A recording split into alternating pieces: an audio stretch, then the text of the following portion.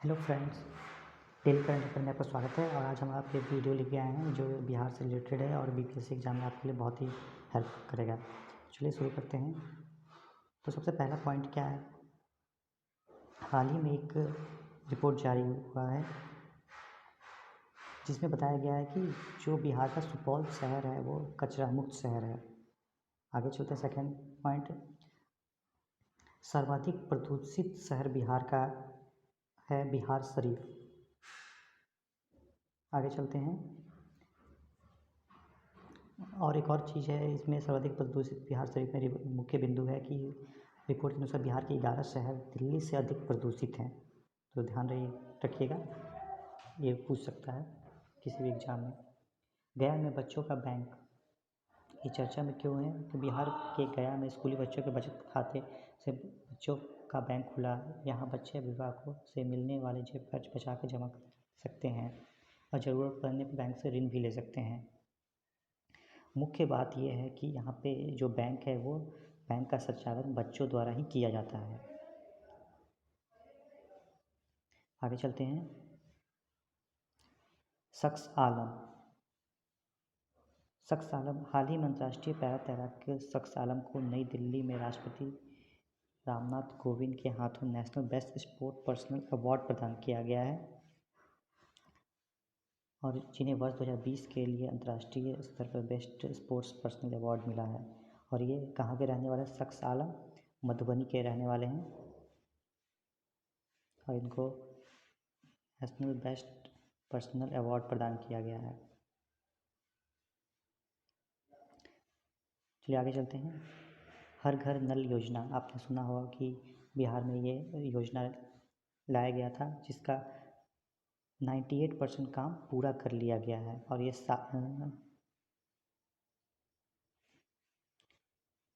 इस योजना की शुरुआत कब हुई थी? 2016 में की गई थी। इसका उद्देश्य क्या था? सभी शहरी और ग्रामीण इलाकों में पाइपलाइन द्वारा साफ पानी पहुंचाना था। अगला पॉइंट है दीदी की रसोई। दीदी की रसोई चर्चा में क्यों थी?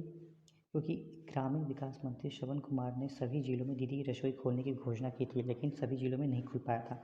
वर्तमान में 35 जिला में ही ये खुल पाया था, लेकिन अब ये बढ़ा के सभी जिला में कर दिया जाएगा।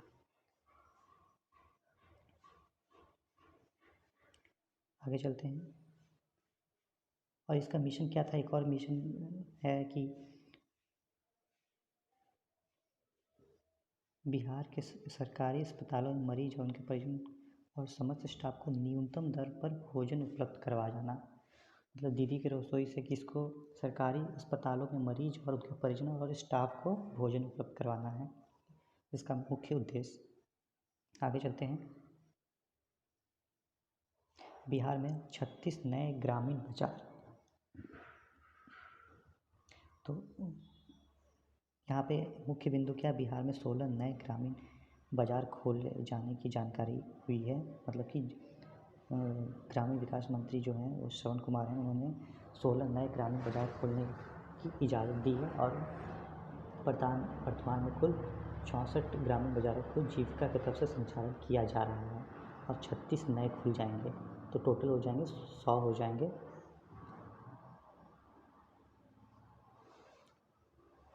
आगे चलते हैं। बिहार में पोलियो टीकाकरण अभियान 23 से 27 जनवरी के बीच में चला था ये अभियान, और ये बहुत ही पुराना 1995 में ही पल्स पोलियो टीकाकरण का आरंभ किया गया था, आप सबको मालूम ही होगा। और इसके तहत जो भी 5 साल से कम उम्र के बच्चे हैं उनको पोलियो की 2 बूंदें खुराक दी जाती है।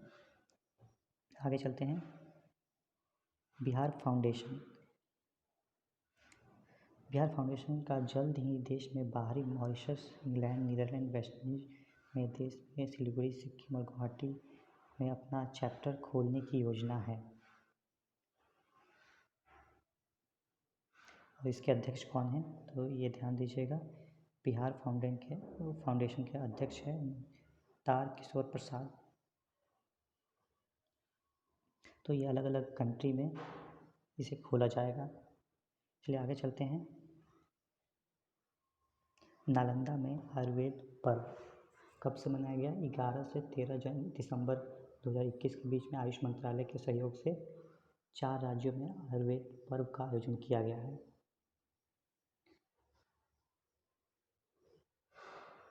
बिहार में नालंदा के अंतर्राष्ट्रीय कन्वेंशन सेंटर में इसका उद्घाटन मुख्यमंत्री नीतीश कुमार द्वारा किया गया है। आगे चलते हैं। बिहार जैविक खेती को बढ़ावा योजना। बिहार में जैविक खेती को बढ़ावा देने के लिए बहुत सारे कार्यक्रम चलाए जा रहे हैं। बिहार के 25 जिलों में इस कार्यक्रम को ऑलरेडी शुरू की जा रही है। 13 अन्य जिलों में पहले से ही ये चल रही है योजना, मतलब टोटल 38 जिलों में ये शुरू हो जाएगा जल्द ही। इसके लिए किसानों को 11,000 रुपये का अनुदान भी दिया जाता है प्रति एकड़। और मुख्य बातें,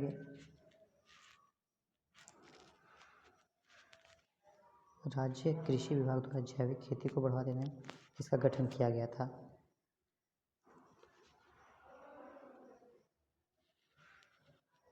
और इसकी स्थापना कहाँ पे? फतुहा स्थित औद्योगिक क्षेत्र में की गई थी। आगे चलते हैं।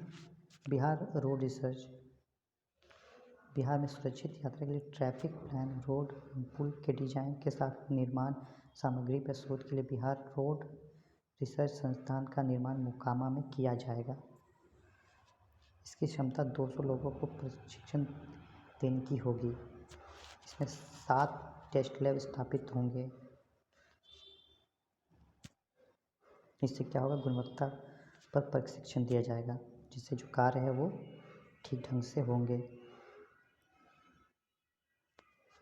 नेशनल फिस्टबॉल चैम्पियनशिप, इसका आयोजन कब हुआ था? इसका आयोजन हुआ था 2021 में।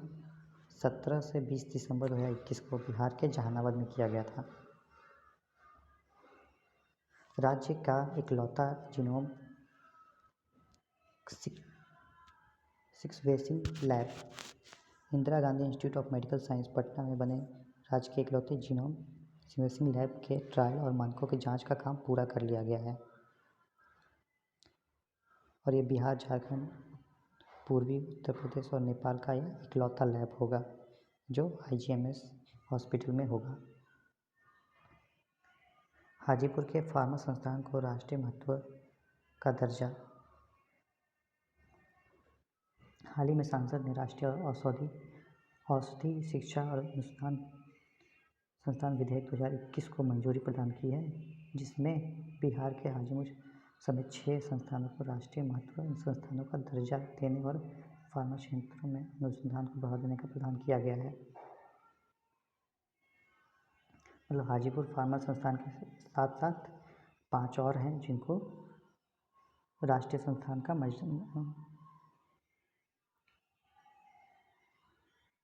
महत्व दिया जाएगा। आगे चलते हैं।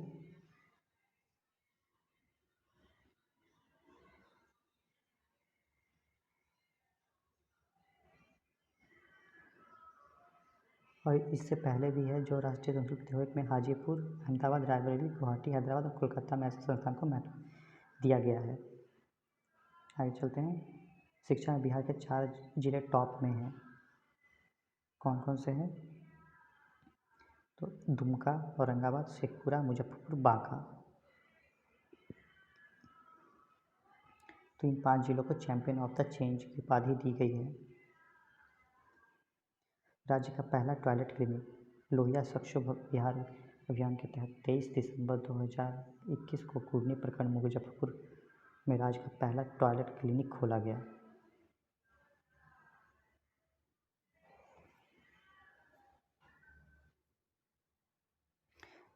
इसमें क्या होगा?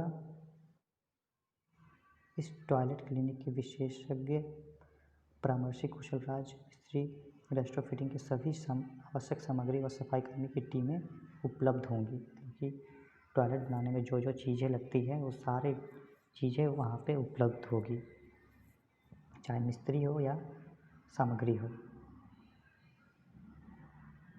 आगे चलते हैं। नालंदा विश्वविद्यालय। हाल ही में स्विट्जरलैंड की संस्था European society for quality research ESORQR ने नालंदा विश्वविद्यालय को क्वालिटी अचीवमेंट अवार्ड 2021 से सम्मानित किया गया है। आगे चलते हैं। द्वितीय पक्षीय महोत्सव।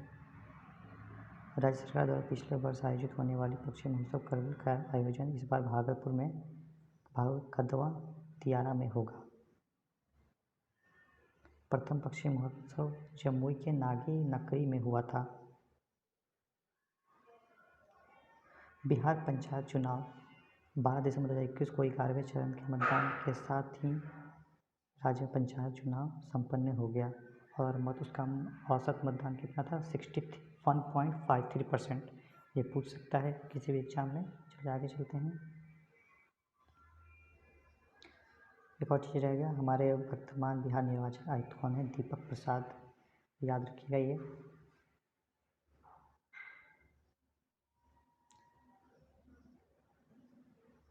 टॉप 20 पटना में ईट स्मार्ट सिटी चैलेंज में पटना 20 शहरों की लिस्ट में शामिल किया गया है। यह स्मार्ट सिटी मिशन और food safety and standard authority of India फसाई की संयुक्त पहल है। 15 अप्रैल 2021 को लॉन्च हुई इस स्पर्धा में देश में 100 स्मार्ट सिटी के साथ कुल 109 शहरों ने भाग लिया था, जो स्मार्ट सिटी के श्रेणी में आते हैं या बनाने के लिए हैं। उनका फूड का जांच किया था, उसमें बिहार 20वें स्थान पे, बिहार का पटना 20वें स्थान पे आया है। बिहार राज्य के 29 जिले पेयजल गुणवत्ता प्रभावित। एक रिपोर्ट के अनुसार बिहार के 38 जिले हैं, उनमें से 29 जिलों की पेयजल गुणवत्ता प्रभावित है, मतलब कि गुणवत्ता ठीक नहीं है। फ्लोराइड प्रभावित जिले जिसमें फ्लोराइड की मात्रा ज़्यादा है, कौन कौन से? रोहतास, कैमूर, औरंगाबाद, गया, नवादा, नालंदा, मुंगेर, शेखपुरा, जमुई, बांका और भागलपुर। जहाँ पे आर्सेनिक की अधिकता वाले जिले हैं बक्सर, भोजपुर, पटना, वैशाली, सीतामढ़ी, सारण, समस्तीपुर, दरभंगा, भागलपुर, मुंगेर, लखीसराय, बेगूसराय, खगड़िया, कटिहार। यहाँ पे आर्सेनिक की मात्रा ज़्यादा है। कहीं कहीं आयरन की मात्रा ज़्यादा है, वो कहाँ है? बेगूसराय, खगड़िया, सहरसा, सुपौल, मधेपुरा, कटिहार, अररिया, पूर्णिया, किशनगंज, दरभंगा, मुंगेर और भागलपुर। तो आप ये वीडियो एक बार फिर से देख लीजिएगा तो आपको बहुत सारी चीज़ें याद हो जाएंगी। देश में पहला कमांड कंट्रोल सेंटर कहाँ पे है? देश का पहला है, ये है पटना में। देश के पहले कमांड एंड कंट्रोल सेंटर का उद्घाटन किया गया है और आने वाले सभी अस्पतालों को इस कमांड एंड कंट्रोल सेंटर से जोड़ा जाएगा। वर्तमान में मुजफ्फरपुर, नालंदा, खगड़िया, समस्तीपुर के सदर अस्पताल को जोड़ा गया है।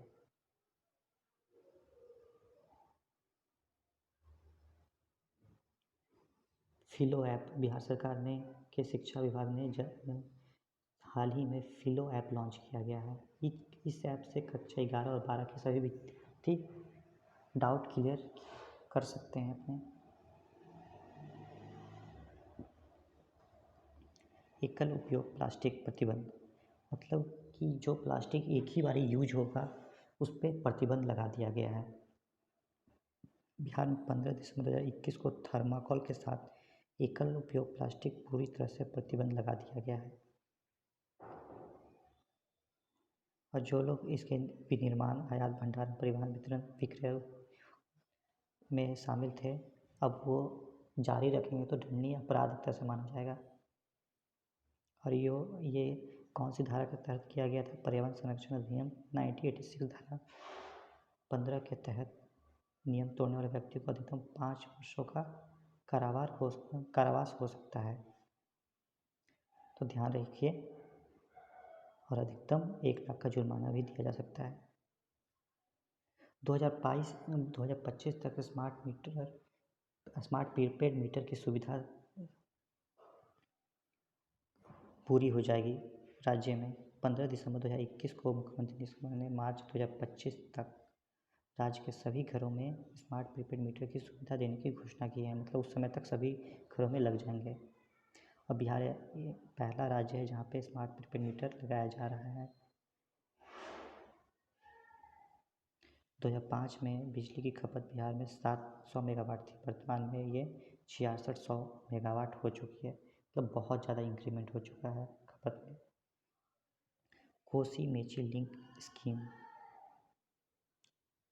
केंद्र सरकार द्वारा बिहार की कोसी मेची लिंक स्कीम को राष्ट्रीय परियोजना में शामिल कर लिया गया है।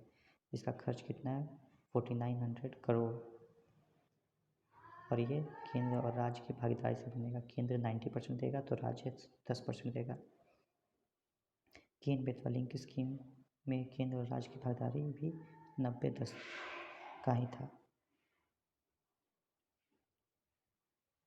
जमुई और बांका में सौर ऊर्जा प्लांट लगाया जाएगा और वहाँ पे कितना मेगावाट के? तो 100 मेगावाट के सौर ऊर्जा प्लांट स्थापित करने की घोषणा की गई है। मधुबनी जिले ने जारी किया अपना लोगो। मधुबनी फेमस है मधुबनी पेंटिंग के लिए। मिथिलाक्षर सूक्ति वाक्य से सजाया गया है वो लोगो। लोगो की विशेषता, इस लोगो में मधुबनी पेंटिंग में बना तिरंगा और एक महिला चित्रित की गई है, साथ ही एक पुस्तक जिस पर मिथिलाक्षर अक्षर अंकित है।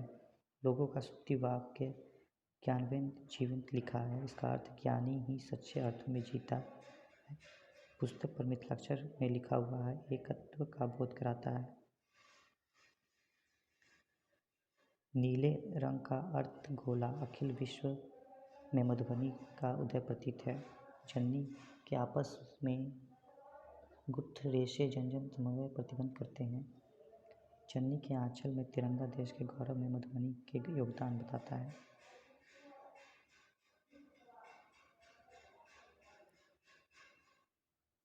एकल उपयोग प्लास्टिक पर 1 जुलाई से रोक। हाल ही में बिहार सरकार ने 15 दिसंबर 2021 से राज्य में एकल प्लास्टिक पर प्रतिबंध लगाया था, जिसे समय में परिवर्तित होते हुए पुनः आदेश जारी किया गया और इसे 1 जुलाई 2022 कर दिया गया है। मतलब 1 जुलाई 2022 तक आप इस पर प्रतिबंध नहीं है, उसके बाद ये इस पर रोक रहेगा।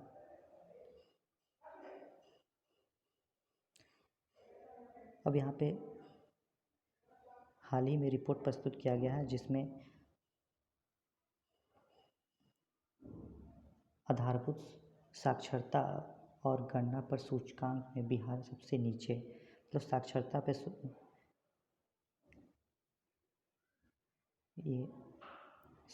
पे एक रिपोर्ट जारी किया गया है जिसमें बड़े राज्य में पश्चिम बंगाल जो है 58% साक्षर है और बिहार जो है सबसे कम 36.81 के साथ है। छोटे राज्य में केरल और झारखंड है। केंद्र शासित प्रदेश लक्षद्वीप और लद्दाख है। लक्षद्वीप सर्वश्रेष्ठ है तो लद्दाख सबसे खराब है। केरल सर्वश्रेष्ठ है तो झारखंड सबसे खराब है। पूर्वोत्तर में मिजोरम सर्वश्रेष्ठ रिपोर्ट में आया है।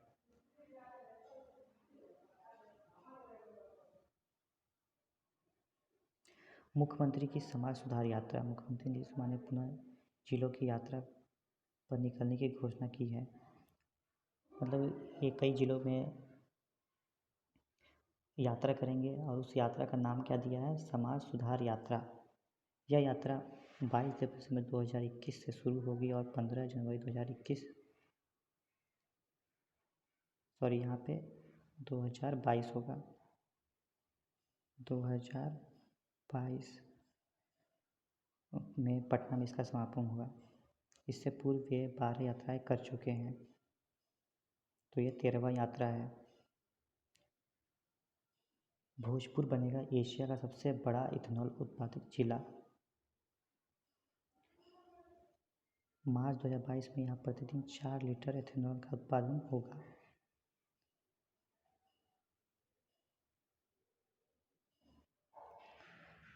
कमला नदी पर बैराज में मुख्यमंत्री नीतीश कुमार ने 17 दिसंबर 2021 को मधुबनी जिले के जयनगर में कमला नदी पर बैराज का निर्माण का कार्य का शुभारंभ किया है। राष्ट्रीय कुश्ती प्रतियोगिता में बिहार प्रिंस को कांस्य पदक मिला है। 16 दिसंबर 2021 को रांची में आयोजित अंडर 15 राष्ट्रीय कुश्ती प्रतियोगिता में 75 kg फ्री स्टाइल फाइनल में बिहार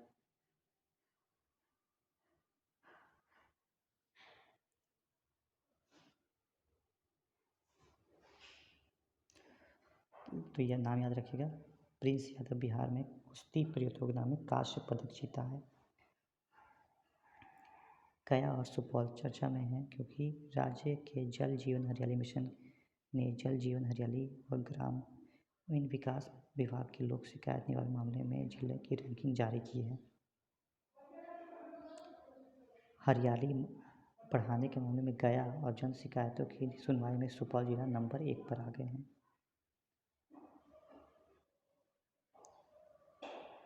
दोनों ही योजनाओं में उत्तर बिहार की अपेक्षा दक्षिण बिहार में बेहतर प्रदर्शन किया गया है और टॉप 5 में उत्तर बिहार का एकमात्र वैशाली जगह मिल पाई है। वैशाली को ही जगह मिल पाई है, बाकी जगह नहीं है टॉप 5 में। डिजिटल साक्षरता में मधुबनी पहले स्थान पर। प्रधानमंत्री ग्रामीण डिजिटल साक्षरता अभियान चलाया गया था जिसे बिहार के मधुबनी में को पहला स्थान मिला है। दूसरे स्थान पर समस्तीपुर, तीसरे स्थान पर पूर्वी चंपारण, चौथे स्थान पर पश्चिमी चंपारण और 5वें स्थान पर मुजफ्फरपुर है और पटना को 16वां स्थान मिला है। बिहार पंचायत चुनाव के नए चेहरे। हाल ही में बिहार पंचायत चुनाव हुए थे, उसमें 70% पंचायतों की कमान नए हाथों में गई है। राज्य में 2,47,656 पदों के लिए 11 चरणों में मतदान करवाया गया था। नालंदा जिला के सरमेरा प्रखंड की सभी पंचायतों में महिलाएं ही मुखिया बनी। याद रखिएगा, पूछ सकता है कि किस पंचायत में सभी मुखिया महिला बनी हैं, तो ये है नालंदा जिला के सरमेरा प्रखंड में। चलिए आगे चलते हैं। वाल्मीकि नगर में कैबिनेट बैठक 21 दिसंबर 2021 को वाल्मीकि नगर में पहली बार राज्य कैबिनेट की बैठक हुई और ये चौथी बार था जब राज्य कैबिनेट बैठक पटना से बाहर हुई है। पहले राजगीर में हुई, बेगूसराय और गंगा नदी में क्रूज पर कैबिनेट बैठक हुई थी। बरौनी और भोजपुर में फैक्ट्री। 21 दिसंबर 2021 को वाल्मीकि नगर में हुए राज्य कैबिनेट बैठक में 13 एजेंडों पर मंजूरी दी गई है। बरौनी में सॉफ्ट ड्रिंक, भोजपुर में इथेनॉल की फैक्ट्री को मंजूरी दी गई है। सभी जिलों में ओबीसी लड़कियों के लिए 520 बेड के आवासीय +2 स्कूल बनाने का निर्णय लिया गया है। अगले 5 वर्षों में हेल्थ सेक्टर में 6,000 करोड़ रुपये की योजना की मंजूरी की गई है। तो कैसा लगा ये वीडियो? अगर आपको अच्छा लगा तो प्लीज़ लाइक और सब्सक्राइब कर दीजिए इस चैनल को। और आज के लिए इतना ही, आगे हम कंटिन्यू करें। ठीक है, धन्यवाद।